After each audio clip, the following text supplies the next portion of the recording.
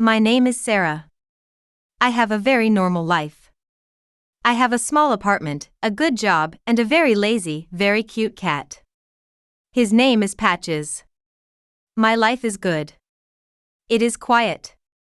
But for many, many years, I had a big dream. My dream was not quiet. It was a big, loud, exciting dream. My dream was to travel. I wanted to see a new country, a new city. I wanted to see big, famous buildings. I wanted to hear a different language on the streets. For years, it was just a dream. I saved my money. I looked at pictures on the internet. And I studied English from my books. Then, last month, I did something crazy. I did something brave. I opened my computer, I found a website, and I bought a plane ticket. Just like that. It was very fast. My heart was beating like a drum. Boom, boom, boom. I bought one ticket for one person, me.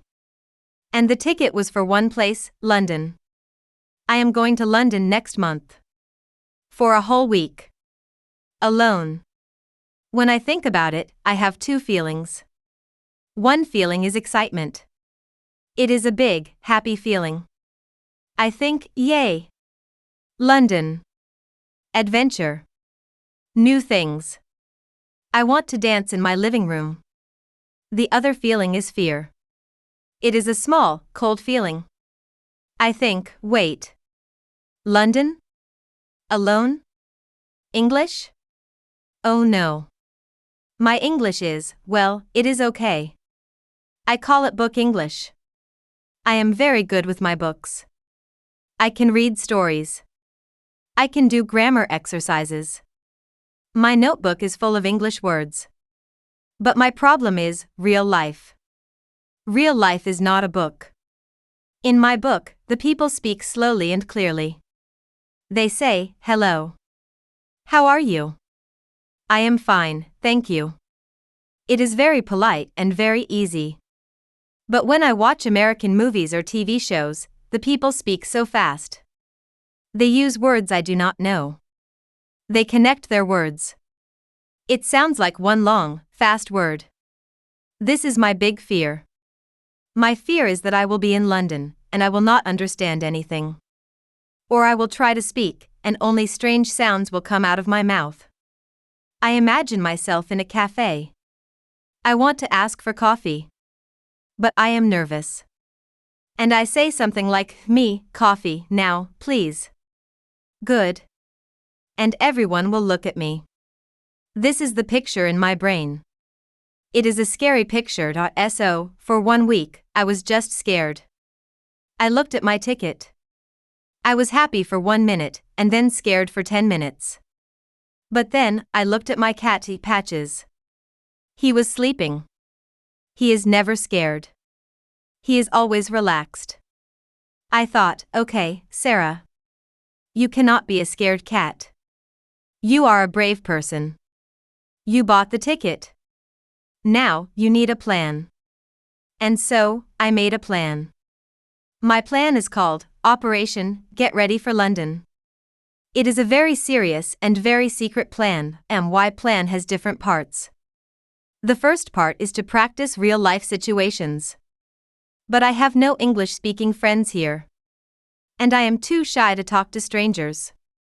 So, I decided to create London in my small apartment. Yes. My apartment is now my personal practice zone. Practice zone number 1 is my living room. My living room is now Heathrow Airport. It is a very small airport, but it is very busy. My suitcase is the check-in desk. My big green plant is the security gate. And my cat, Patches, has a very important job. He is the passport control officer. He is perfect for the job because he has a very serious face, and he sleeps most of the time. I created a script. I walk from my bedroom, my home country, to the living room, the airport. I put on my coat and I carry my bag.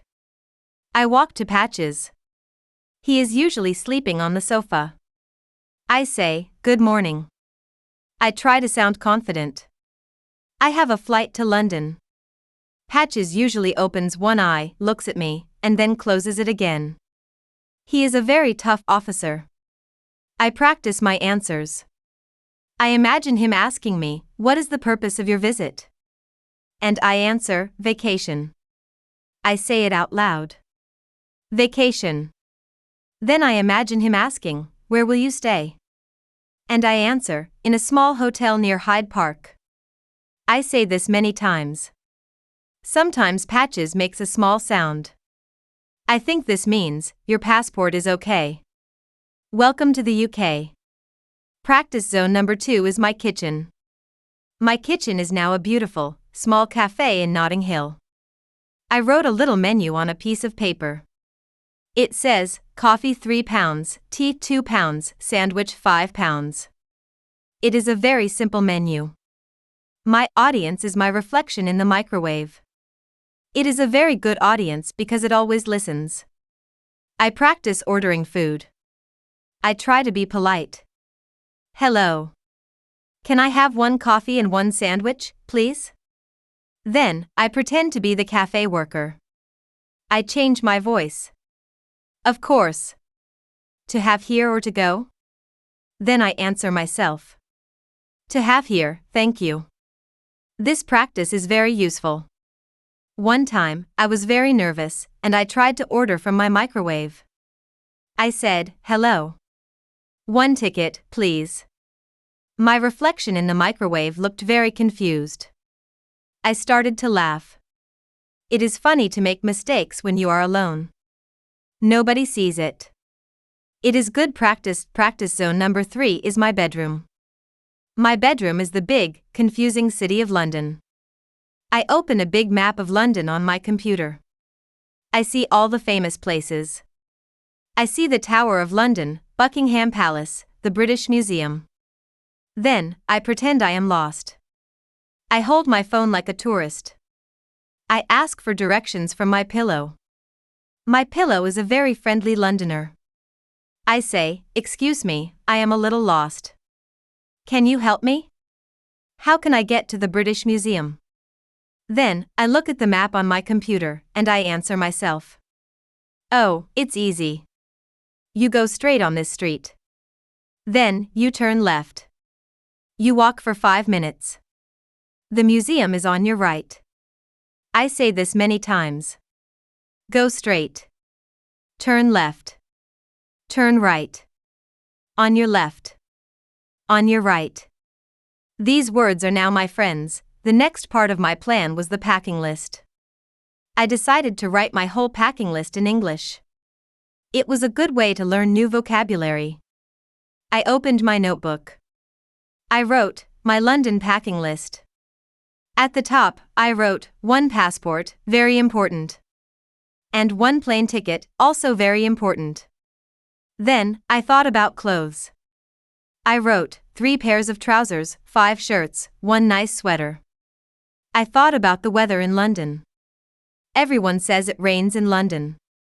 So, I wrote, 1 big umbrella and 1 raincoat. I wrote down a camera to take many pictures, and a good book for the airplane. Making the list was fun. Every word I wrote was a small step to London. Every word made my trip feel more real now. There is only 1 week before my trip. My operation, Get Ready for London, is almost complete. My suitcase is open in my bedroom. My English packing list is on my desk. I practice a little every day. My cat, Patches, is now tired of being a passport control officer. Now, he just sleeps when I talk to him. My reflection in the microwave knows I want 1 coffee, not 1 ticket. And my pillow thinks I am an expert on the London map. I still have the 2 feelings. The excitement is now very big. I look at pictures of the big red buses online, and I smile. I imagine myself sitting on the top floor of the bus. I look at pictures of the beautiful parks, and I imagine myself walking there. I read about the museums. I think about all the amazing things I will see. I am so excited. But the fear is still there. It is smaller now, but it is there. It is like a small, quiet voice in my head. It says, but what if? What if you get lost? What if you don't understand? What if you are lonely? I know the answer now. I will probably get lost. And that is okay. I have a map, and I can ask for directions. I practiced with my pillow. I will probably not understand everything. And that is okay. I can smile and say, sorry, can you speak more slowly? I will probably feel a little lonely sometimes. And that is also okay. I can sit in a cafe, drink my coffee, and watch the busy city. It will be part of the adventure. So, now, my suitcase is almost packed. My ticket and my passport are on my table. I checked them 10 times. Maybe 20 times. My English notebook is in my bag. I am still nervous. But the excitement is bigger than the nervousness. I feel ready. I feel ready for my big, beautiful, and probably a little bit crazy adventure. Tomorrow, I will go to a real airport. Not my living room. I will talk to a real passport control officer. Not my cat. My first big trip starts tomorrow. And I cannot wait.